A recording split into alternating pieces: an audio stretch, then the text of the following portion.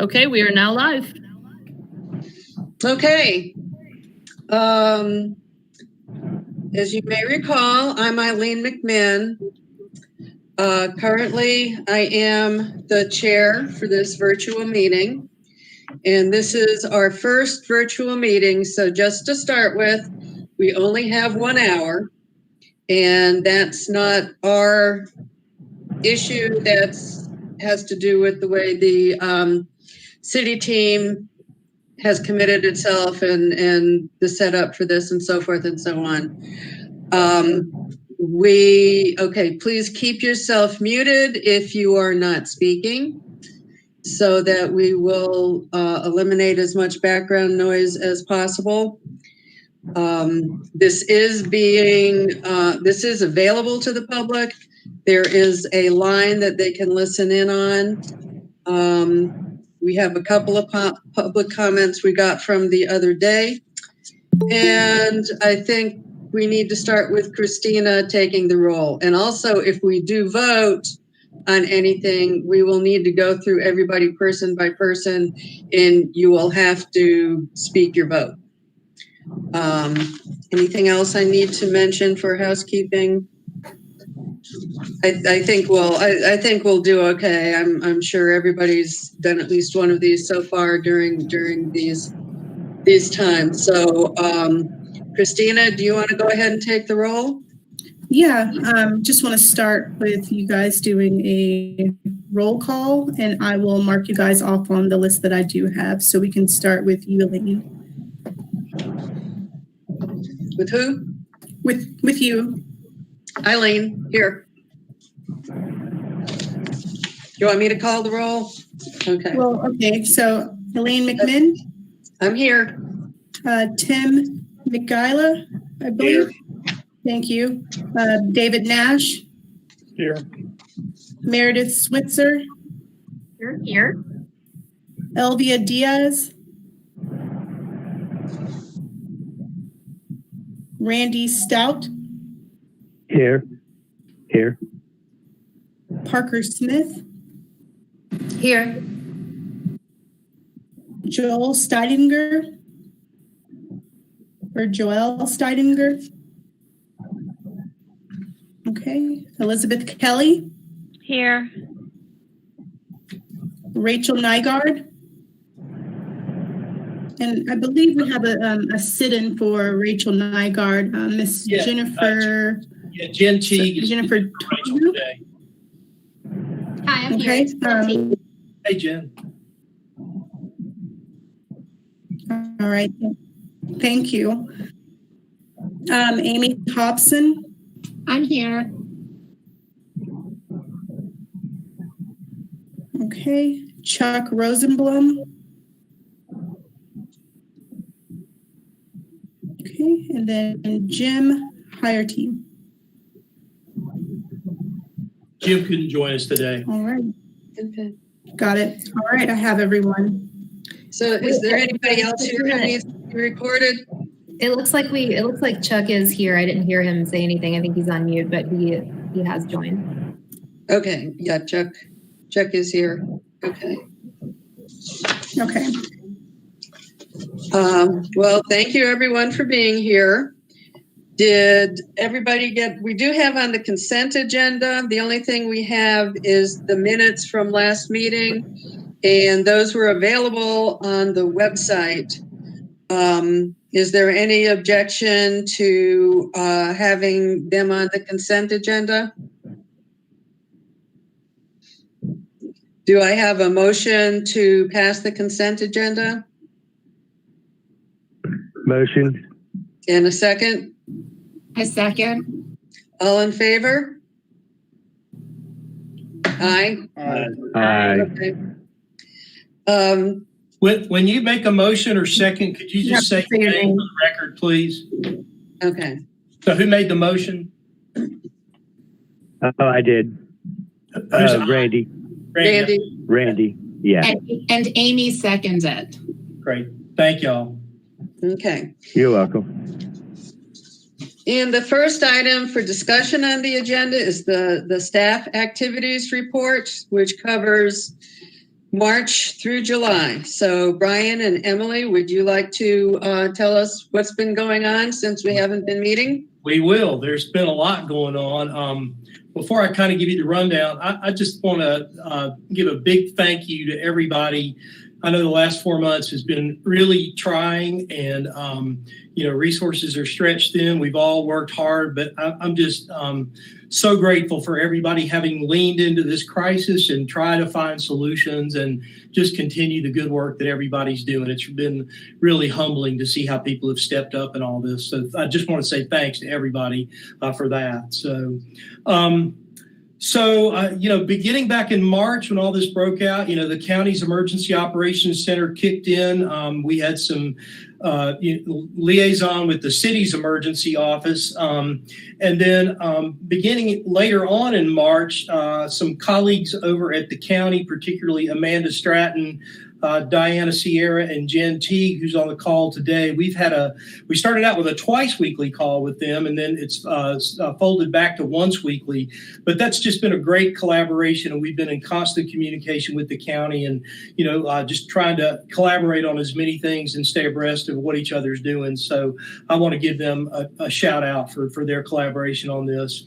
Emily and I have also participated in some weekly calls with other continuum of care across the state. That's been led by the North Carolina Coalition to End Homelessness. At one point, the county reached out to me and Emily to try to work some solutions around our unsheltered homeless population. And they took the lead on doing the shelter for the domestic violence component. I made a request for non-congregate shelter for hotel space back in March, but it was originally turned down. So we opted for the 50-bed congregate shelter that we operated at Harris Cherokee Center.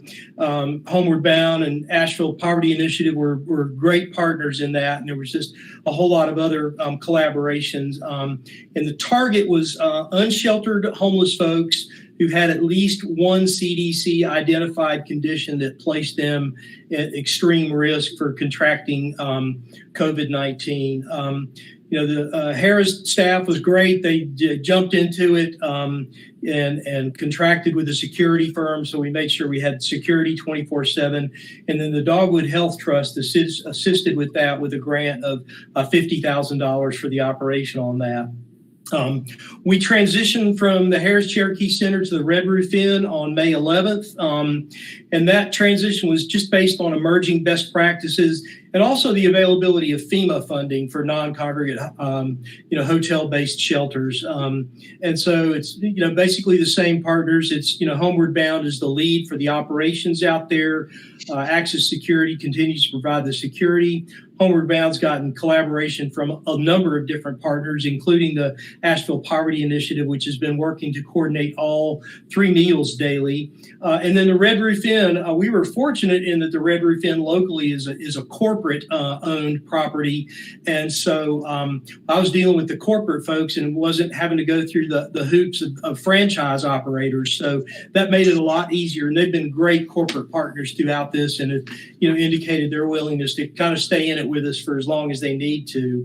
We initially got authorized, for a month of operations. We had to go back for additional authorizations. And tonight on City Council agenda, we have an item to authorize an additional 3-month extension of this operation that'll carry us through about November 8th or so. Another thing that we've been part of, and Emily, I'll let you speak to this a little bit more, is we've been trying to work with our folks at the county and some community partners on establishing some testing protocols for homeless folks and shelter and other staff. And I'll let Emily and Jen, if you want to weigh in on this too, feel free. So. Yeah, well, I wish I had a more update here, but I can tell you where we're at so far. So the big idea is that currently, for a long time, there was no guidance from the CDC or the state about testing in congregate settings and testing at homeless shelters in particular. We know that homeless folks are a high-risk group. They have additional vulnerabilities, both because they're in congregate settings on a regular basis and because of underlying health conditions. And so early on, meaning May, we started some discussion about how we could do a community-wide testing protocol for homeless folks to try to really stay ahead of any outbreaks, and also provide some guidance for individual service providers so that they are not on their own trying to navigate that really complicated issue. And that is still about as far as we've gotten. We have, since then, the CDC has released additional guidance that is pretty useful. The National Healthcare for the Homeless Council has released some additional guidance around that. And we have been in conversation with Appalachian Mountain Community Health Center about putting together a community-wide testing plan with some protocol. The goals in that are to figure out, which locations need what volume of testing with what frequency, again, so that service providers are not feeling their way in the dark, but that we have a really comprehensive community-wide plan around that. We are expecting a proposal from Appalachian Mountain for that. And we know that they have some federal resources available. They may also need additional resources to implement that. We don't know the scope of that yet. But that whole thing is a work in progress, and we are hoping to have, a tangible outcome on that pretty soon. Yeah, thanks. So, and then the other thing that Emily and I have been working on, our new police chief, Asheville Police Department Chief David Zach, reached out to us. He is really eager to create an outreach team consisting of Asheville police officers, and he reached out to Emily and I for some input on that. And I've been in touch with several folks in this meeting to get your input on, what particular needs you might see or how this could benefit. So that's still very much a work in progress. I don't have any really detailed information to share at this point, but I think Chief Zach plans to join us for our September meeting. He's committed to being present for that. We hope to have some sort of formal proposal going to him from me and Emily here pretty shortly. So, and then in the midst of all this, all the community development staff, we've continued to do all our regular stuff, processing draw requests for our sub-grantees, having input to the consolidated plan, just all the things that the community development office at the city is already involved in. Those issues have been ongoing, and we've managed to find ways to sort of electronically conquer draw requests and keep things moving. And that work just had to keep going. We had to keep the money flowing. So that's kind of what we've been doing for the last 4 months. There's probably been some things that I've forgotten about, but those are certainly the highlights. And I think just a whole lot of collaborations in the community have. I won't say it's made it easier, but I think without those collaborations, we'd be in a much more problematic situation than we are. So again, I just want to thank everybody for their work on this. Well, thank you for pushing ahead with all of that, and we're glad that everything seems to be going reasonably well. No major issues. At least we haven't made the front page of the paper lately or anything like that. Well, I think things seem to be going as smoothly as they possibly can, and that's, I think a credit to everybody who's been working at that. We also have to ask Brian and Emily Beck for the staff activities for the funding update. I'm sorry. Yeah. That's something else we've been working on. Yeah. So there's a lot been going on with that too. In addition to our regular allocation of community development block grant money, we got a $615,000 allocation of CDBG funding that was specific for COVID-19. Emily and I worked really hard with our colleagues in the community development office to carve up a significant portion of that for some short-term rental assistance for homeless folks to try to get them off the streets and out of shelters, and then some eviction prevention dollars that I think Pisgah Legal Services is going to be leading the charge on that. So, it's probably a drop in the bucket for the overall need in the community, but the City Council passed our recommendations on July 14th, and we're working to get those contracts in place and try to get that money moving as quickly as we possibly can. And then additionally, we over and above our regular Emergency Solutions Grant (ESG) allocation, we got an initial infusion of $430,000. We're expecting an additional ESG allocation of about $800,000 sometime later this summer. We don't have the timeline on that. We received 3 funding applications for that initial infusion of ESG COVID dollars. The application process was a little different with this. As if you recall, the ESG dollars are split up between housing stability activities and crisis response activities. In this case, for this particular pot of money, the state of North Carolina is handling the review of housing stability applications. Homeward Bound submitted one for some rapid rehousing, and I know they've completed their review at the state, and I expect funding announcements will come pretty quickly. Locally, the finance group met a couple of weeks ago, and we reviewed crisis response applications from the Salvation Army and from Helpmate. Salvation Army's was recommended for funding at $150,000. We were not able to work with Helpmate on this particular round because they're doing non-congregate shelter, and all the guidance that we received from multiple sources was that for non-congregate shelter operators, that the FEMA resource needed to be exhausted first before ESG could be tapped as a resource to support those operations. So Salvation Army's proposal will bring 30 new shelter beds online that'll be targeted to really at-risk chronically homeless population. So it'll carry on and extend some of the work that's already being done. Hopefully, again, we'll hear from the state as to what their final funding decisions have been. I'm hoping later this week or next week. And we don't have any updates at all on what's happening for the Continuum of Care notice of funding availability this year. I've heard lots of rumors and speculation, but usually it's been out for several weeks at this point every year, and we have no idea when that notice of funding availability is coming down, but hopefully we'll be ready for it when it does. Emily, anything you want to add to all that? No, but I imagine folks might have some questions. They may indeed. Yeah. Questions?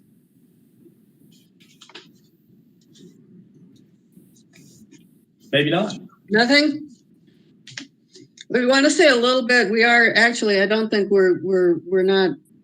I was at the finance committee meeting, so I remember sort of what we were talking about. But you want to talk a little bit just so everybody's updated about what the Salvation Army is doing?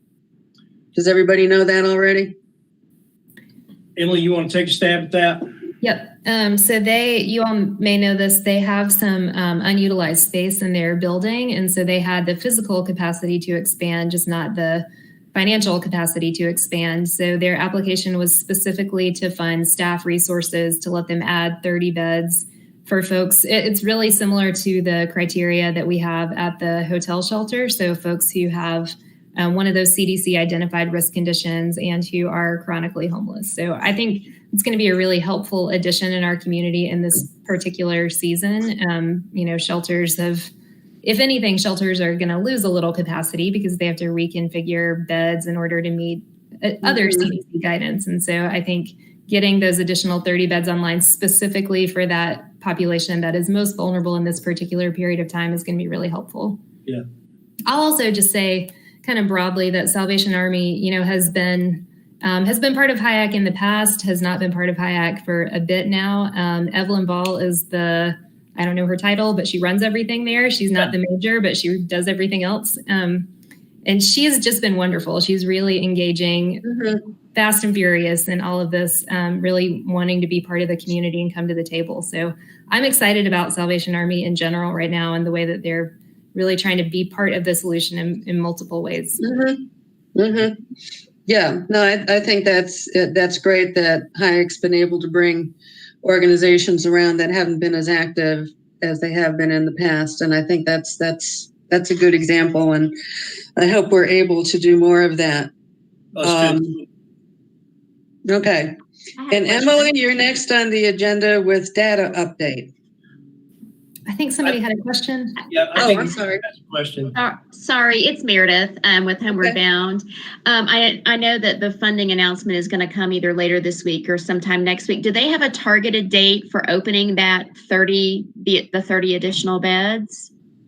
No, I think they're just waiting on that ESG timeline. Everything's expected to move pretty quickly. You know, they'll have to staff up and all of that. But the expectation from the ESG office is that, you know, I mean, you know, because you all also applied, that one of the application questions was, will you be able to activate this really quickly if you are awarded? And they said yes.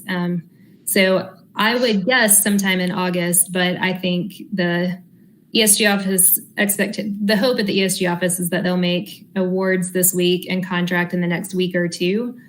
So I would guess August, but don't know for sure. Great, Yeah, thanks.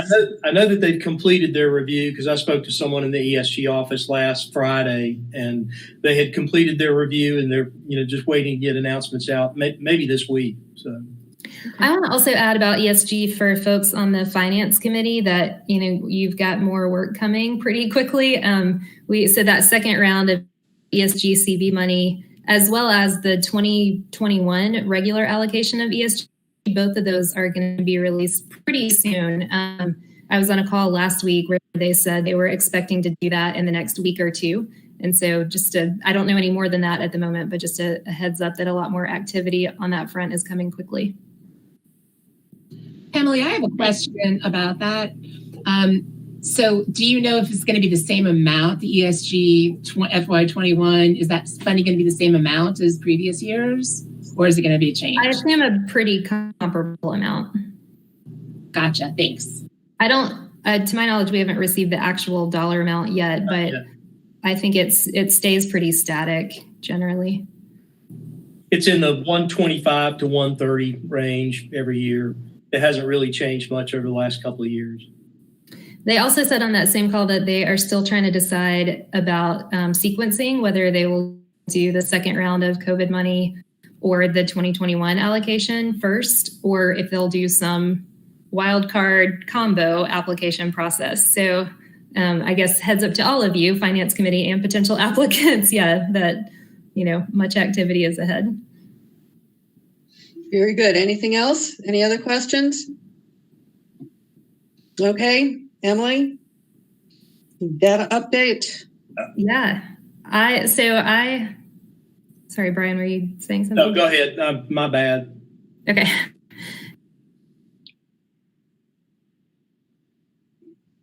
About data, and the longer I'm at the city, the more of a data nerd I am becoming. So look forward to that. But I wanted to talk about just a couple things. The first is the point in time count. That, of course, happened in January. That was submitted to HUD in May. Usually that's submitted in April, but they backed up the timeline this year because of COVID. There's already been some media around that. I talked about it at the Homeless Coalition. I don't need to do a big thing, but just wanted to be sure you all were aware. Our total count this year was 547 people. Last year was 580, so a minor change there. And then every subpopulation decreased very slightly. And a lot of that is explicable. In the veteran count, we did some data cleanup. I think that was the majority of it. The youth count, last year there was a targeted youth street count. We did not do that this year, so that I'm sure accounts for some of that. The only subpopulation that increased is the family subpopulation. And it is a small increase, and I would say the majority of the reason for that is Swannanoa Valley Christian Ministries transitional housing program that has not been included in prior years. I think it's been operational 2 years or so, 2 or 3. Just under 2 years, I think. So first time including them. So I think that's the main contributor to the difference there. Do you all have any questions about the point in time? Okay. And then the other thing I wanted to talk about is HMIS utilization. So, we in the past at HIAC have looked at things like system performance measures and kind of aggregate data analysis for our community. And I'm hopeful that we can do some pretty robust data analysis down the road. But I wanted to be sure you all are aware of how minimal our HMIS data is right now in the COC. So we only have 4 participating agencies in HMIS. We have most programs at ABCCM. We have only the GPD beds at First at Blue Ridge. We have Homeward Bound and we have Trinity Place, and that's it for our whole community. So we have a lot of work to do on getting other folks into that system. And I feel good about that. I'm encouraged on that front. We just got HUD Bash started this month, and we have Salvation Army, Haywood Street Respite, Elida, and Swannanoa Valley Christian Ministry are all doing HMIS trainings right now so that they can get back in the system. And then I am working on WinCap for Hopwa and BIA for TCLI, and both of those have been positive conversations. We'll see where we get, but all that's to say, I think once we get much more widespread and meaningful utilization of HMIS, then we can start to really look at our data quality, and then we can start to really look at meaningful data analysis in the communities so that it can inform our system planning in the way that HMIS is intended to inform system planning, so that we can be strategic about how we allocate resources. We can identify gaps in the system that need to inform new interventions. So I'm hoping that we can start to really dig into that as a committee down the road. I don't want to do that yet because we don't have good data yet. But once we get there, and I think we can get there, my hope is that we'll have all of those agencies in by the end of the year. And that is it for me on data. Obviously happy to answer questions if you all have them. I have a question. Yeah, go right ahead. Do we have the breakdown by race from the point in time count? And can we start to look at that to see what our breakdown is by race and ethnicity, and to see how well we are matching those rates of homelessness in terms of service, permanent supportive housing and other permanent housing options that we have? Yeah, so what I would say to that is yes, kind of. And definitely that's where we need to get to. That's a good example of the kind of data analysis that we can do. We can certainly do that with the point in time. The point in time, as every year, has limitations. It's certainly not an exhaustive count of all the folks who are homeless in our community. Part of my goal in increasing HMIS utilization is that we can be less dependent on the kind of methodology that we've had in previous years for the point in time, and if all of our providers are using HMIS, then we can really look at any point in time throughout the year and get much more meaningful data about the population that we're serving. In this year's point in time count, 31% of the folks identified as homeless that night were not white, which is obviously disproportionately higher than the general population in our community. We can look at Homeward Bound's housing programs. To answer part of your question, we can't look at any other housing programs yet with HMIS data, at least. So with HUD Bash, as of this month, we are starting with we did a data cleanup. So I sent them the list of everyone that had been in there previously. We had 163 people to exit. And then starting now, they're sending me any new intakes or interim updates or exits. So it'll be a minute before we get full VASH data in there. And then we, of course, don't have Hopwa or TCLI. And those are smaller numbers, but they are the other two housing interventions in the community. Okay.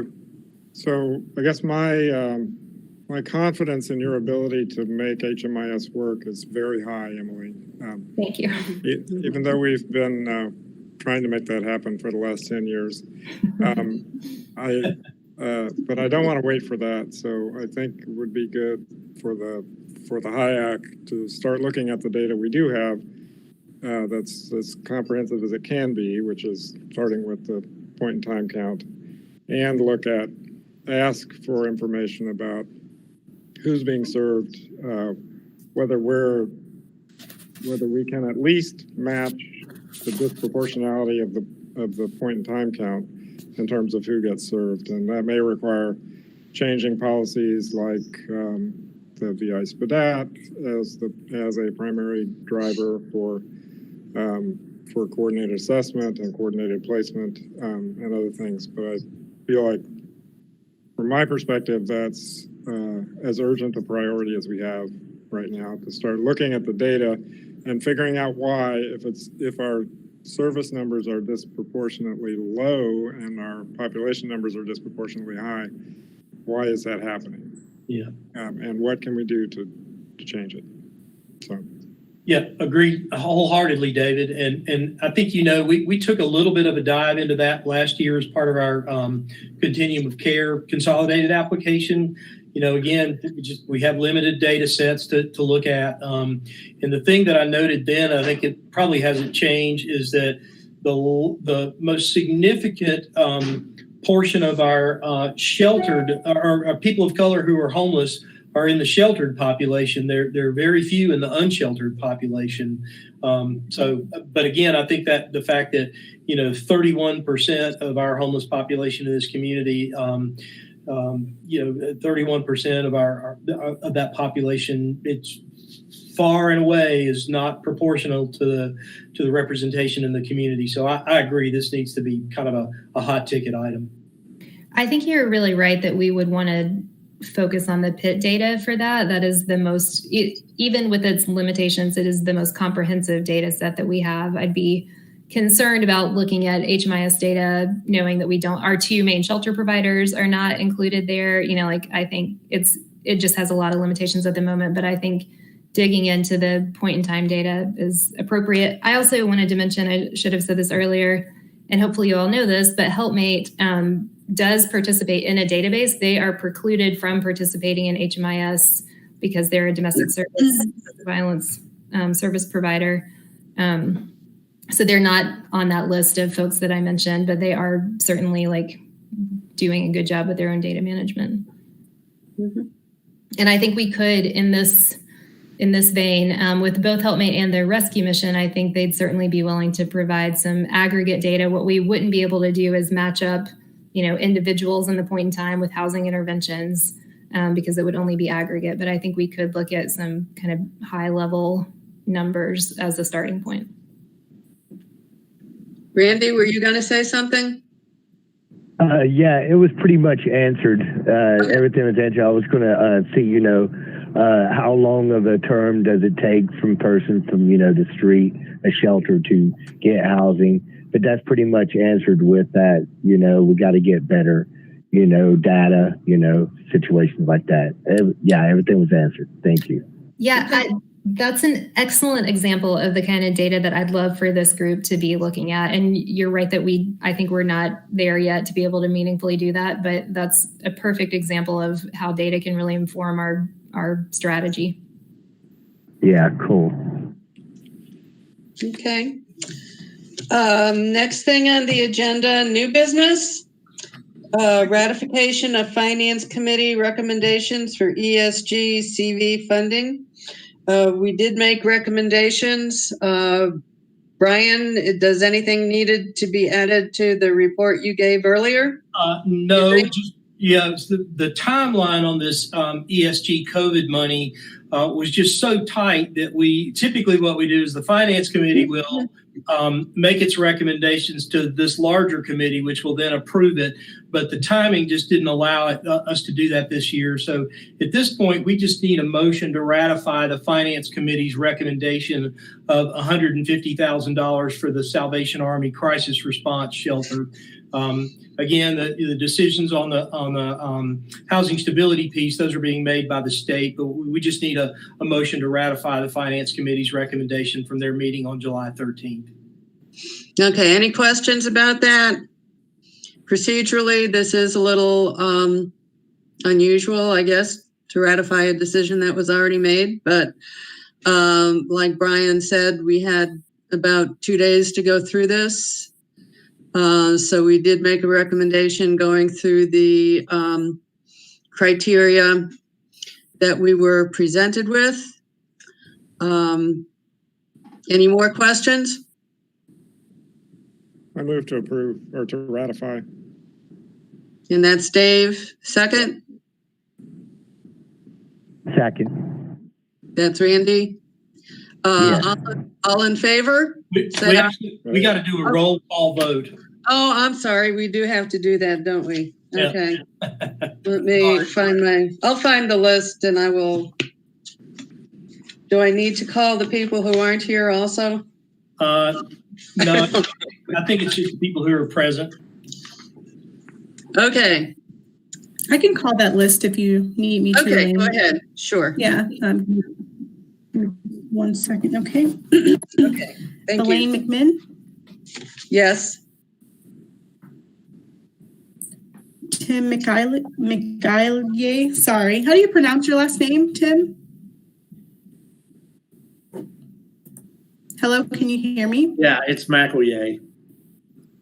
And yes. Thank you. Thank you. David Nash. Yes. Meredith Switzer. Yeah. Randy Stout. Nay, yes. Parker Smith. Yes. Yes, sorry, my dog barked at that exact moment. No problem. Elizabeth Kelly. Yes. Okay. The sit-in for Rachel Nygaard. Jennifer. Yes. Okay. Amy Hobson. Yes. Chuck Rosenblum.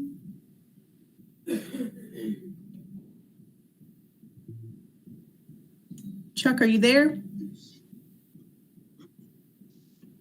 You said thumbs up. Thank you. And last but not least, Jim Hardy. Yeah, Jim's not here today. Not here? Okay, thank you. We are all good. Okay, so we also have approval of coordinated entry policy addendum, and staff is going to have to explain that. Got it. I'm sorry, should I ask, are there any no votes? I think that passed. Okay. Next thing on the agenda is approval of coordinated entry policy addendum. Brian, can you tell us what that means? I'll let Emily take that. Okay, Emily. So as a refresher, coordinated entry policy gets approved by this group. We have 2 coordinated entry work groups, one for veterans, one for everyone else. The general process is that those groups make policy recommendations to you all for final approval. And so that's what I'm here with today. What we have worked out in both of those coordinated entry groups is that to account for COVID in our priority of placement, so meaning how we decide who goes into housing next, our current process that you all adopted, our current prioritization is that folks are prioritized by length of time homeless and by acuity, meaning their VI SPDAT score. This policy addendum is asking that we maintain that, but we tack on kind of a second tier tiebreaker in the event that we have multiple people who are relatively comparable in length of time homeless and acuity. And then that tiebreaker would be folks who have particular COVID related vulnerability, meaning age or one of those CDC identified risk conditions. And that list is evolving as the CDC learns more about coronavirus, but folks who have one of those medical conditions, COPD is a good example. Many homeless people have COPD. So using COVID vulnerability as kind of a second pass when we need to make a slating decision when we don't have enough housing resources for the number of people who are presented. So if you all, I'm happy to answer any questions. We can discuss that. If you want to move forward with that, then we do need a vote. Any questions about that? Sounds like you're just adding a criteria on top of the existing criteria to reflect the current issues with COVID.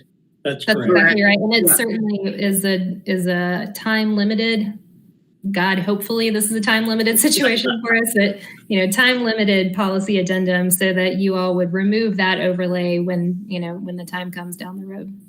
Okay, any discussion? Yes. Does the CDC recognizes historically marginalized communities as at higher risk, meaning people of color. So is that part of this evaluation? It's not. So what's on there is specifically people 50 and older. So the CDC's recommendation is people 65 and older, but we know primarily from Dennis Culhane's research, there's some research about, I always forget the right language around this, but it's about how folks who are homeless age faster is the layman's version. And so the age in the policy is 50. And then that list of medical conditions specifically on the, you probably know HUD's been doing these SNAPS office Q&A office hours every Friday. And on one of those recently, they talked about, I think, I'm sure you know this also, HUD's got a lot to wrestle with around that exact question that you asked. And there was a specific question about prioritization for marginalized communities. And the answer was that you can't prioritize based on protected class. And so that is not a current component of the policy addendum. I think on all of the National Alliance webinars and all of that, like that particular element of the broader equity issue is really at the forefront of everything right now. But I haven't seen any good legal guidance about ways that we can address that in this kind of system.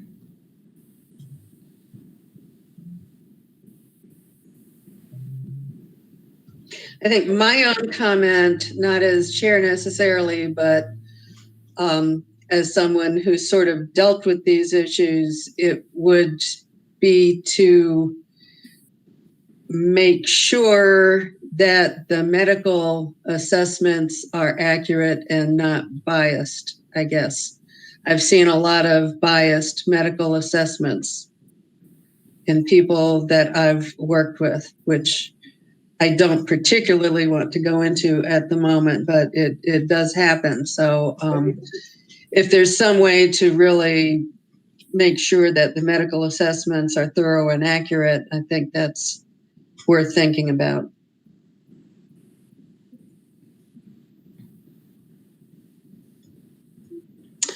So we'll just need a motion to approve unless there's other questions. Do we have a motion to approve? Motion. Okay, Randy. that's Randy. A second? Yes. Okay, and Christina, can you call the roll for the vote again, please? I think we did we get a second? Yeah, Who was the second? I just heard yes. I'll second it. I heard it. Elizabeth, I thought Randy said both. Yeah. I did vote, and I was just answered to Randy. That's all. Sorry, guys. Okay. I'm sorry. Do we have a second? I will second it. This is Elizabeth. Elizabeth. Okay. Thank you, Elizabeth. Okay. So now Okay, Christina. So Elaine, Yes. Tim, Yes. Tim, are you there? Thank you. David? No. Okay. Meredith? Yes. Randy? Yes. Parker? Yes. Elizabeth? Yes. Jennifer subbing for Rachel Nygaard? Yes. Yes.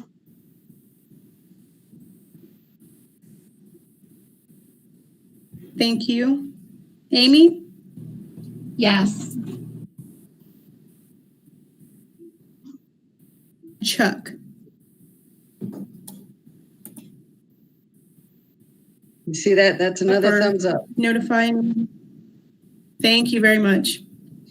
Okay, the motion passed. The next item on the agenda, also back to staff, is approval of research project.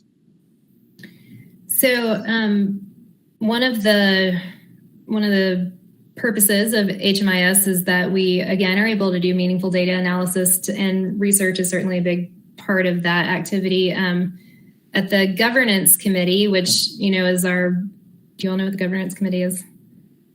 Governance committee manages our 9 COC implementation of HMIS along with our contract with MICA. And the governance committee has been asked to participate in a research study at UNC. The other 3 COCs in North Carolina that are in a different HMIS implementation have also been asked to participate in the same study. The goal of the research is to do 2 things. One is to create a statewide data set, so combining the data from those 2 implementations so that we have homeless data from across the state. The other is to match that data with death records across the state, with a particular focus on overdose deaths. So the goal is just to really try to dig into, what can we learn about causes of death among homeless populations, and then what can we do about it? It does require sharing identified data in HMIS with the researchers. It's a small research team based at Chapel Hill. And sharing identified data is covered in the release of information that clients sign when they engage with an agency that participates in HMIS. The study has really high confidentiality standards. There's some data encryption and those kinds of things. But anyway, so it does require sharing identified data. Obviously, that data wouldn't go further than that research team, and any study results would be de-identified aggregate data. But in order for us to participate as a COC, you all as the COC governance board would need to formally approve that participation with a vote. Are they asking us to sign a contract or anything like that? There will be a data use agreement. I think there's some back and forth about this right now, but it will either be with the governance committee as a whole or with each COC.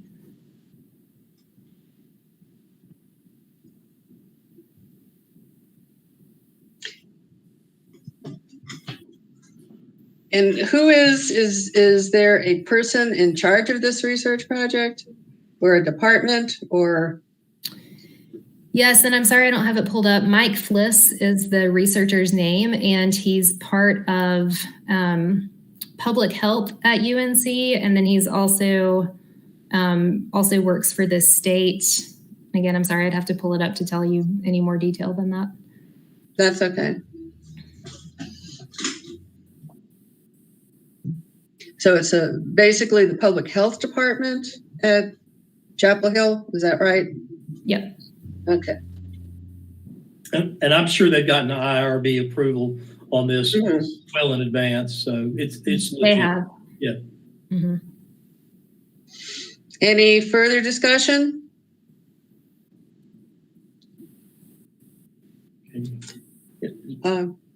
We just need a motion to approve. I make a motion to approve this research project with UNC. Okay, that was Meredith. Meredith. Is there a second? I'll second it. Second. Yeah, McElroy. Oh, yeah. Okay. Tim seconded. Christina, could you call the roll again for the vote? Yes. Okay. Elaine? Yes. Tim? Yes. David? Yes. Meredith? Yes. Randy? Yes. Parker? Yes. Elizabeth? Yes. Jennifer, sitting in for Rachel Nygaard? Yes. Amy? Yes. Chuck? Thumbs up. Great. Thank you. Okay, the motion passed. That looks like the end of our agenda. Do we need to review the public comments we received? I don't think so. I shared them with everybody, and I'll be responding to a couple of those. Okay. Offline. Okay. Yeah. Do we have any additional new business to bring up at the meeting?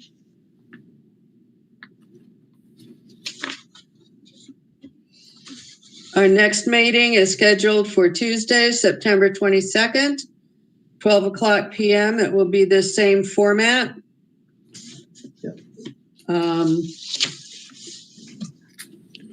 I have a question real quick before we adjourn. My subcommittee has not been meeting during this time.